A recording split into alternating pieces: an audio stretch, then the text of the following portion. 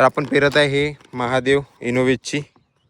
पुन्हा आता हे खात काढा लागते वापस, कारण की ह्याच्यात पूर्ण पॅक झाला आहे. आजच्या पेरण्याले तर एवढ्या अडचणी येऊन राहिल्या. तर सर्वांना रामराम. आपण त्या दिवशी जे हे बुस्टरचं हुतुतू पेरलं होतं आणि ABS 95 पेरलं होतं ॲग्रिसचं.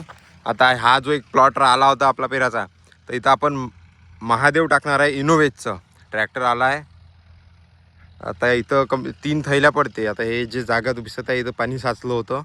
आता एवढी जागा सोडून द्यावं लागते थोडीशी, आणि बाजूच्या इकडून साईडनं पेरणं करावं लागते. 3 बॅगा तरी पडल्या पाहिजे.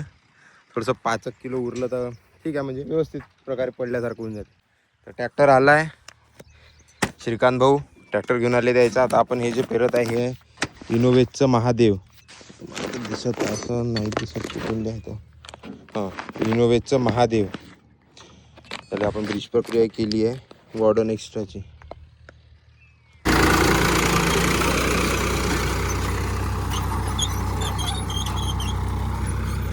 हे जे आपण पेरत आहे हे इनोवेजचं महादेव सोयाबीन. हे आहे 3 एकरचा प्लॉट आहे हा.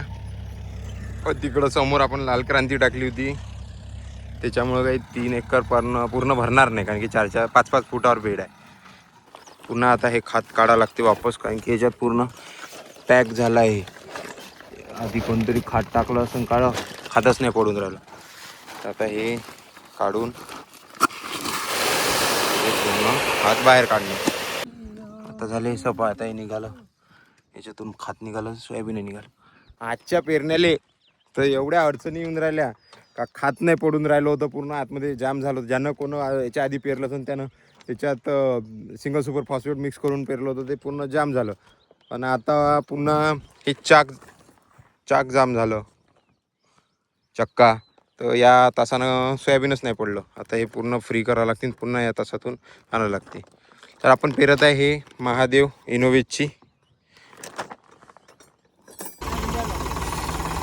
तर हा प्लॉट झाला आता पेरून इनोवेज महादेव. आता फक्त 8 तास राहिला. हे 8 तास घेऊन घ्यायचं काटाकाटानं आणि झाला पेरून. झालं पेरणं करून. आता बंड्याले कुलूप वगैरे लावत आहे. ट्रॅक्टरही चालला गेला. आता आम्ही आमचं दुपट्टा, शेला, डब्बा गिब्बा, पाण्याची बॉटल घेऊन घराकडं. धन्यवाद.